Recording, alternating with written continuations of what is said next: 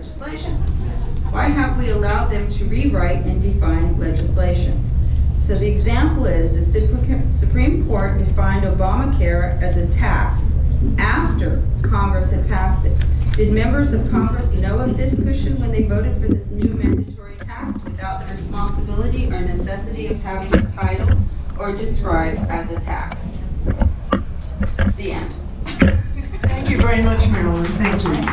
We have a surprise visit this morning from a U.S. Senate candidate. Mr. TPalzer is here, and he's also promoting the Stop the Top 2. So he's going to explain that to you. And he's passed a paper out for each table. And please welcome TPalzer.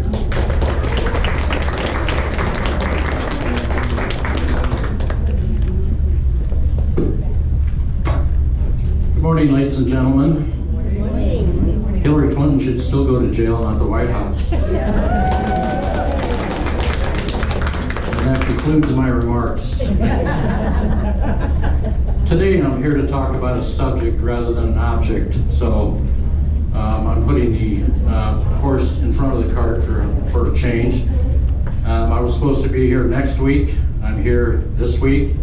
I went to 2 other events yesterday, and they're next week. So my bottom side feels like a pancake.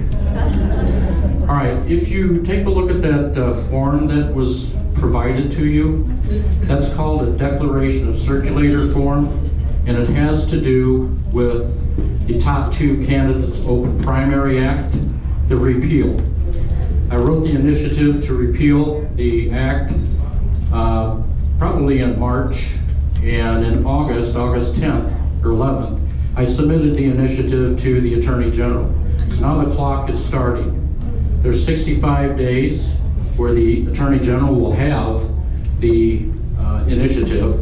It will be analyzed for cost benefit, and then the Attorney General will provide a unique numeric code. He'll provide the title summary and a summary, and that will be included into the petitions.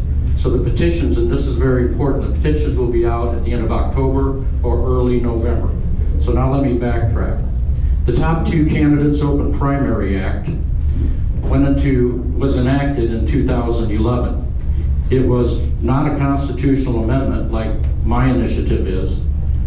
The legislature actually came up with this idea, and with Mr. Munger's money and a few other people who told a couple of untruths, people really didn't know whether they were voting in favor or against the top 2, and as it turned out, the top 2 was enacted in 2011 because the vote was, I think it was 56% to 42% and some hangers on.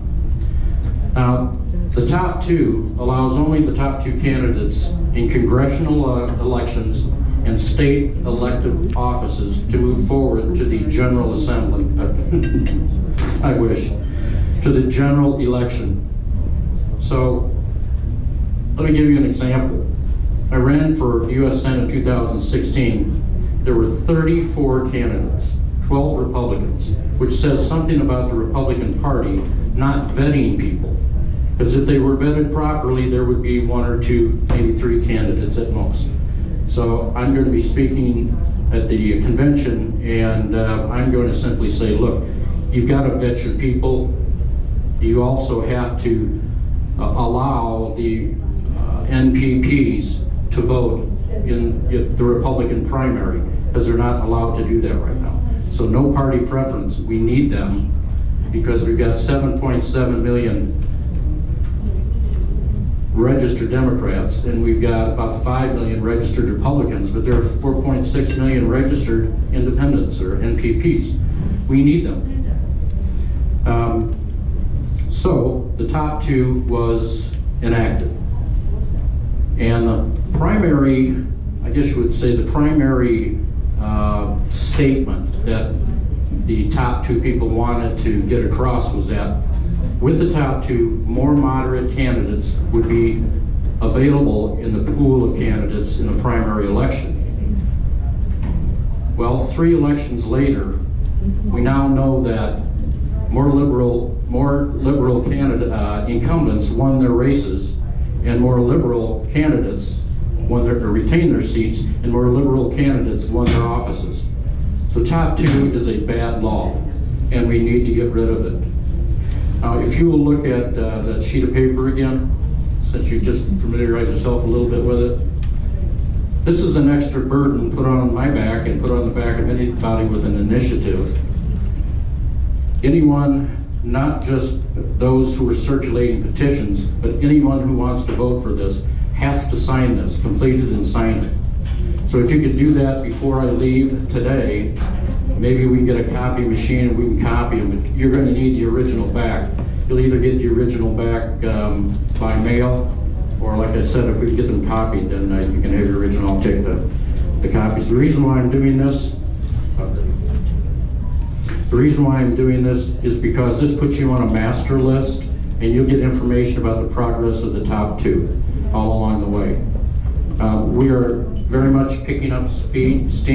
We've got the Sacramento Bee with a great article, at the LA Orange County, California, Fullerton paper. We have endorsements. I have all 6 parties in favor of this. In fact, the Green Party sent me a text yesterday. So if you have any questions, I'll be happy to provide an answer. I really don't want to cut into your program any further. It was a very nice gesture for you to have me here. Is there a question? Yes, ma'am. Are you saying that anybody who signs the petition when it comes out has to also sign the deed? That's what the Secretary of State said. Really? So you Yep. have to get 2 different signatures That's at right. the same time? So they'll put any hurdle in the way, but we'll get it done. I'm a long-range planner, so I expect this kind of stuff, okay? Well, thank you very much. Oop, got one there. Yes, ma'am. At the very bottom, it says, stop, top 2, and Tom Palzer. Who's Tom Palzer? Oh, that's you! Well, the last time I knew, I'll never forget you. I'll never forget you. Thank you very much. We won't forget him now, will we? Thank you very much. Okay, I want to thank our hospitality people for their greeting today.